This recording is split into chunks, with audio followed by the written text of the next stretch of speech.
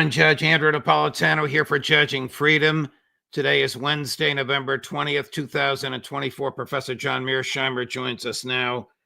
Professor Mearsheimer, it's a pleasure, my dear friend. Thank you very much for accommodating our schedule. I want to spend some time with you on the latest events in Israel and what your views are of whether or not the relationship between Israel and the United States can or will change under the Trump administration. But before we get there, I'd like to ask you some questions about your views on the events in in Ukraine.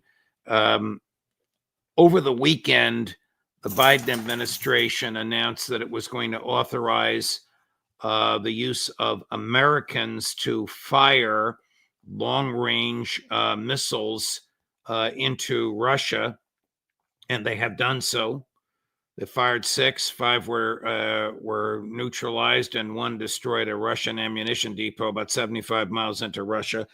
And just last night, the president announced that he would allow the Ukrainians to use American anti-personnel mines, not the remote control ones, but the ones that are set off when you step on them or get too close to them. Where do you think this is going? Well, I think what's happening here is that the Biden administration has 2 concerns. One, when Ukraine finally loses this war, the Biden administration wants to be able to say that it did everything possible to prevent that outcome. And I think given this last tranche of weapons to Ukraine, they believe will help on that front. Second point I'd make to you is there is a danger that the Ukrainians will collapse before January 20th.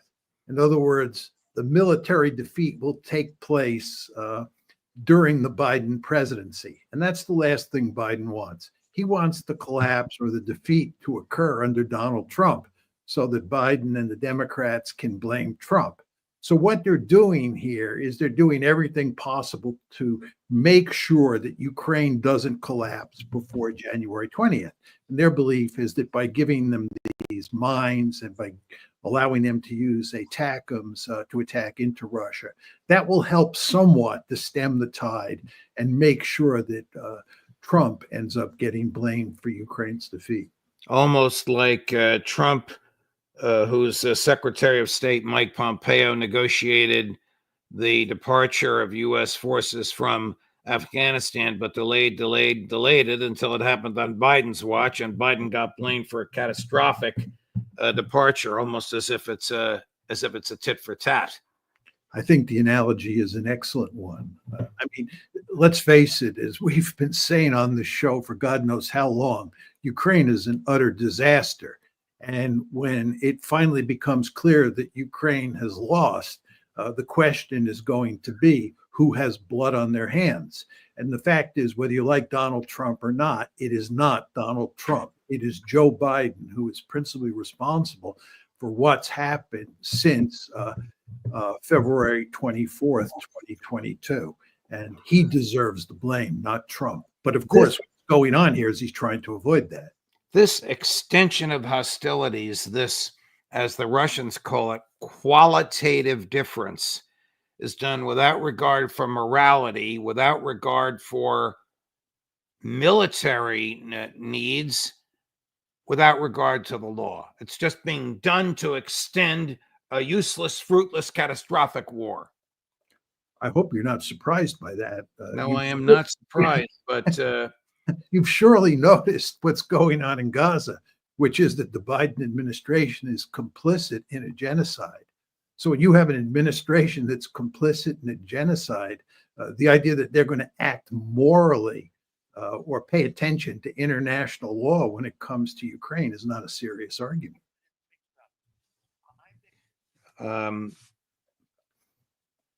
The timing of this obviously is intended to interfere with the Trump smooth transition, I guess is the only way to characterize it. But I want you to look at what Sergei Lavrov had to say the foreign minister of Russia earlier today. It is his words that I quoted earlier without giving him credit. A qualitatively new phase. He understands, as you do, that American data is downloaded from satellites, a process involving top secret information. American technicians are inputting data and programming the missiles, top secret information. He knows that American troops are doing this. Here's the way he put it, cut number 14. Well, on the decision of the United States to allow Ukrainian regime to use missiles up to 300 kilometers long, we read what the New York Times published about this. There are still no confirmation either from the White House or from the Pentagon, but we basically take our position on the basis of what is going on physically. And physically, ATACMS, apparently not as long as 300 kilometers, are being used, including this early morning in Russia, against the Bryansk Oblast of Russia, which is bordering Ukraine.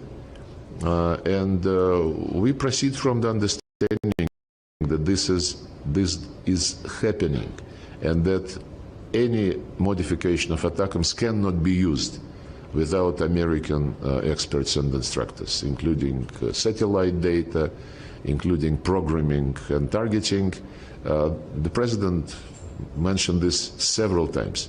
If long-range missiles are going to be applied from Ukraine into Russian territory, it will also mean that they are operated by American experts, military experts. And we will be taking this as a qualitatively new phase of the Western war against Russia, and we'll react accordingly. And we will react accordingly. What do you think they'll do? Well, let me just say that when he says it's a qualitatively new phase, I certainly understand what he's saying. But I think the most important question is, what impact do you think that this will have on the course of the war? Because that means an enormous amount to the Russians. Yes, it is true that the Americans have crossed a red line here, but I would argue that crossing this red line is going to have hardly any military consequence. The war I mean, that's the point I tried to make earlier. Whatever Biden is thinking, this is of no military consequence. Big deal. They blew up an ammunition depot and they wasted 6 missiles to do it. And they only had 50 to begin with, according to most accounts, which means they have 44 left. And when you take into account that the Russians have launched probably somewhere in the order of 6,000 missiles at Ukraine, and Ukraine is still fighting, you really wonder what 50 missiles, 58 ATACMS missiles are going to do to change the balance of power. And the answer is hardly anything at all. So I don't think this is that big a deal. I do think that the Russians have a vested interest in doing something to deter future moves like this by the Americans. So they want to send a signal. But I don't think the Russians want to overreact here. I think they just want to continue to do pretty much what they're doing on the battlefield and win the war. The British have fired some Storm Shadows. Also, in this case, they attacked a residential neighborhood, so it probably caused death. Look, in both of these decisions, Professor Mearsheimer, you will recall President Biden, as recently as a month ago, to the embarrassment of the British Prime Minister, who had not been given any forewarning, said, we're not going to do it. It's too dangerous. He also said about a year ago he wasn't going to allow them to use landmines.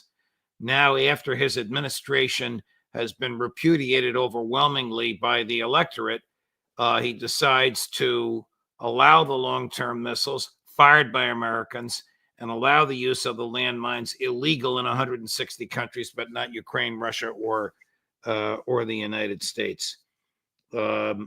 the politics here cannot be gainsaid or overlooked. But we're talking about human lives. Yes, but again, I think what's going on here is that Biden is mainly concerned with who's going to be blamed for the loss of Ukraine. And are people going to be able to say that Ukraine lost because Biden didn't give them all the weapons they need? So that's really what's going on here. And this is hardly surprising that, the Biden administration is trying to undermine the Trump administration before it takes office on January 20th. This is what happened back in 2016. The Democrats and the deep state went to great lengths to cause Trump enormous problems before he took office in January 2017. And we see this playing again. Yes, the George H.W. Bush administration did the same thing in Eastern Europe to Bill Clinton. So these things happen. Let's transition over to Israel. How dangerous for the United States is its current relationship with Israel? Well, I think it's very dangerous for the United States. There are three big conflicts taking place here, one with Hamas or the Palestinians more generally, if you want to throw in the West Bank, two with Hezbollah, and three with Iran. And the United States needs these three conflicts like it needs a hole in the head. And furthermore, and very importantly, because we are deeply involved in the Gaza genocide, we have a situation where the United States, and in particular President Biden and his administration, is complicit in a genocide. This is a moral stain on America's reputation that's going to last for a very, very long time. So from my point of view, our relationship with Israel today is disastrous, both strategically and morally. I have to go back to Ukraine. Forgive me. I forgot to ask you. Donald Trump has said he can end the war in 24 hours. Is that even conceivable? No, it's not even conceivable that he can end the war in 24 days or 24 weeks, and maybe even 24 months. The Russians are unequivocal on what the terms are for even starting negotiations. And one is that Ukraine has to be a permanently neutral country. In other words, a country that's not in NATO and has no security ties with the West. And here we're talking mainly about the United States. And number two, both the West and Ukraine have to accept the fact that Russia has annexed Crimea and those 4 oblasts in the east that they now control. And without accepting those two provisos, Putin says we don't even negotiate. Well, I find it hard to imagine that Donald Trump is going to accept the fact that Ukraine will have no security relationship with the West and will not be in NATO. And I find it hard to believe that Donald Trump and the Ukrainians as well will accept the fact that those 4 oblasts and Crimea are Russian territory forever. So it's just very hard for me to see President Trump accepting the provisos that Putin has said are absolutely essential if there's going to be any deal. Jake Sullivan, who's the president's national security advisor, revealed that of the 240 or 260 billion, depending on how you count it, that Congress authorized, they have about 7 billion with a B remaining, and that Joe Biden plans to spend it. The Pentagon will spend 3.5 billion a month in the next 2 months. How much longer can Ukraine hold out if Donald Trump cuts off the pipeline at noon on January 20th? Are they receiving enough ammunition and equipment from other Western nations that will sustain them if Trump cuts everything off? Or do they have enough to last for, as you said, 24 weeks or 24 months? Well, it's very important, and this was implicit in your question, to distinguish between money and weapons. We can give them money, but they don't need dollar bills. What they need are equipment. What they need is equipment. They need artillery tubes, they need tanks, they need infantry fighting vehicles, they need lots of artillery shells, air defense systems, on and on. And very importantly, they need manpower. And we can't give them any of those things in sufficient numbers to turn the tide here. It's just not going to happen. So Biden can spend all the money he wants. It just doesn't matter. With regard to what's going to happen here, it is possible that the entire front will collapse before January 20th, despite the fact that Biden is shoveling all this money at the Ukrainians. And this just shows you how hopeless the situation is. But I have long argued that I think the key effect of Trump will not be so much the material effects of cutting off the flow of money and weaponry, as limited as it is, to Ukraine. The key effect will be on the morale of the Ukrainian army. It's quite clear that at this point in time, the Ukrainian army is losing the war. They're on their back foot, and they're in deep trouble. And I think the fact that Trump is coming into the White House and Trump has made it clear he's not committed to defending Ukraine forever is going to cause, in all likelihood, a morale crisis inside the Ukraine military or the Ukrainian military and speed up the process at which it loses the war. Right.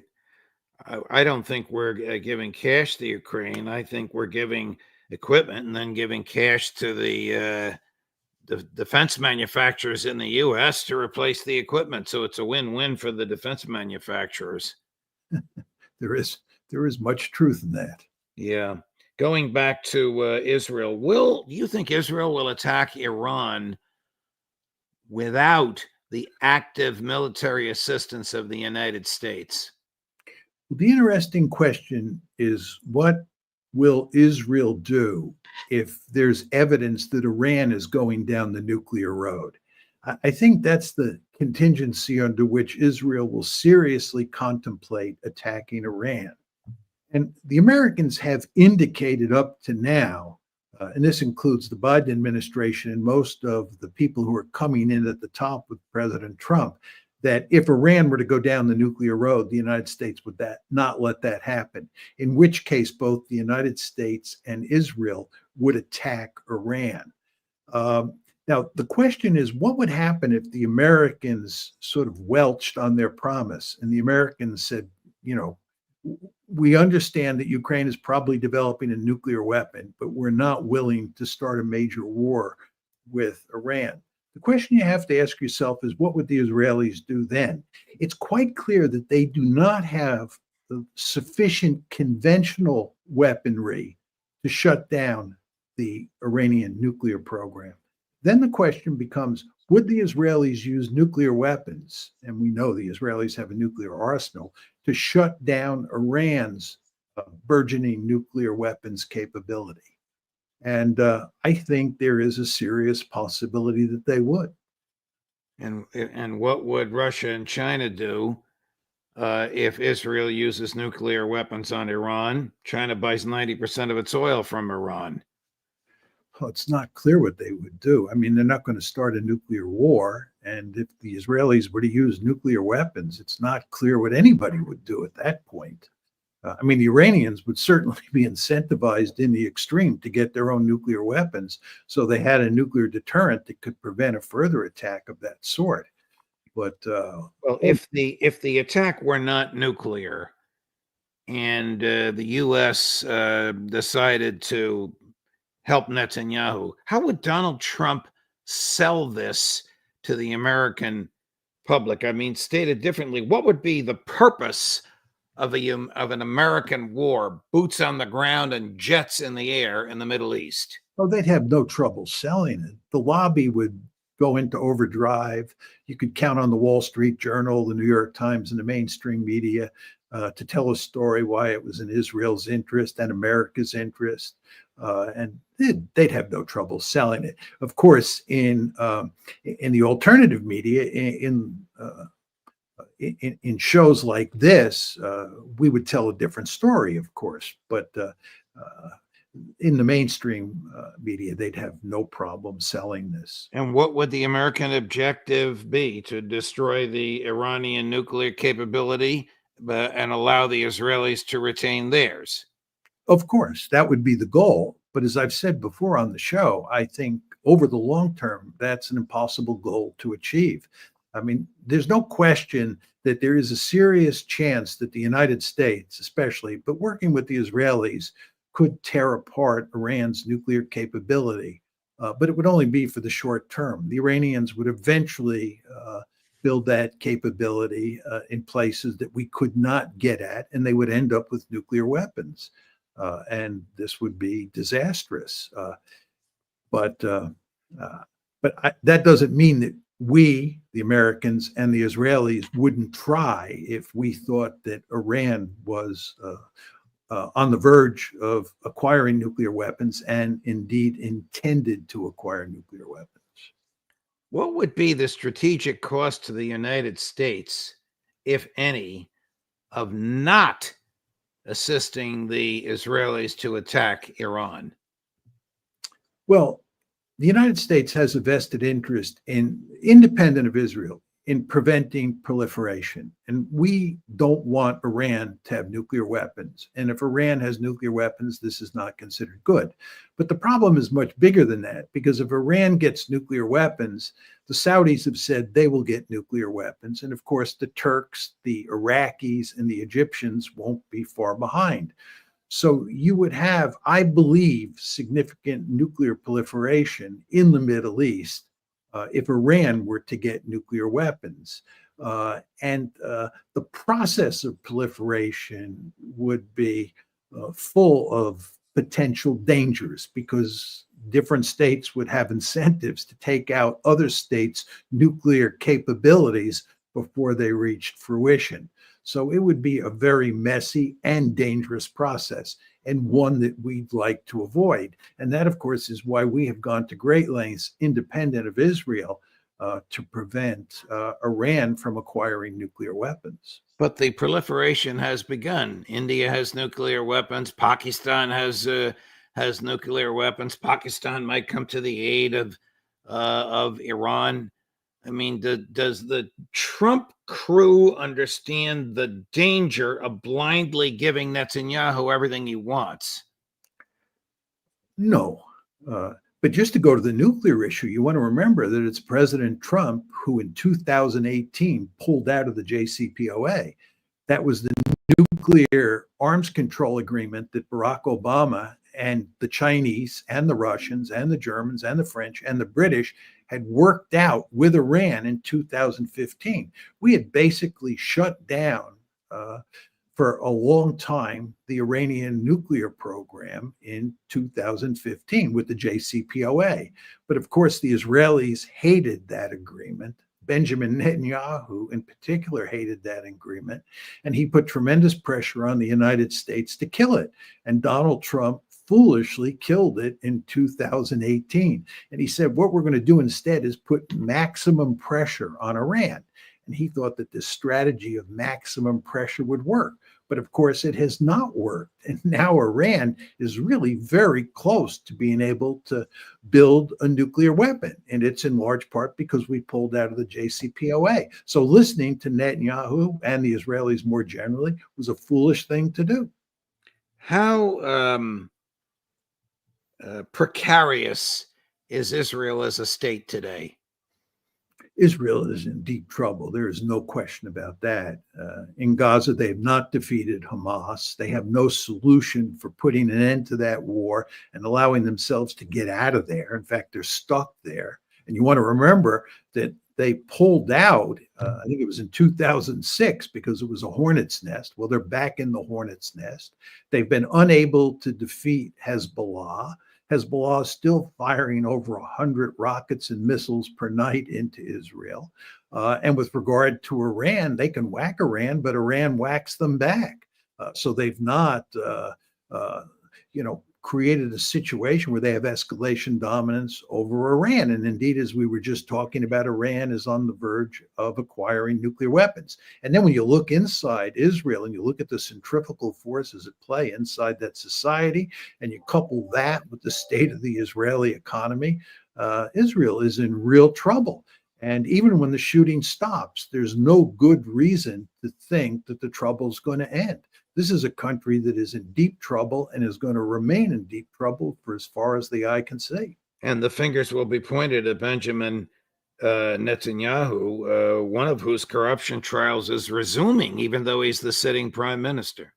Yeah, I think that that's right. I think once all the shooting stops and people have a chance to take stock of what's happened, it's going to be disastrous for Netanyahu. Because you want to remember, he was in charge on October 7th, and he had pretty good relations with Hamas before October 7th. He was not unsatisfied with the presence of Hamas in Gaza. And he was, in an indirect way, helping to keep Hamas in power. And then, of course, Israel got surprised on October 7th. So I think that, he's going to get a lot of blame once people begin to write about what happened during this conflict. Go ahead. His chief spokesperson is indicted and incarcerated without bail. And the allegation is falsifying records about to whom Benjamin Netanyahu spoke and when he spoke to those people on the morning of October 7th. Yeah, I've been following that. It's a fascinating story. And there are a number of other cases involving him and his office, leaking documents that were designed to put the blame on Hamas for what was happening with regard to not reaching some sort of negotiated settlement in Gaza that show his office behaving in unethical ways. Professor Mearsheimer, a pleasure, my dear friend. I hope we can chat next week. If we miss you, happy Thanksgiving, but we have a short week, and I hope we can find time together. Likewise, and happy Thanksgiving to you if we don't talk. Thank you. Thank you, Professor. All the best.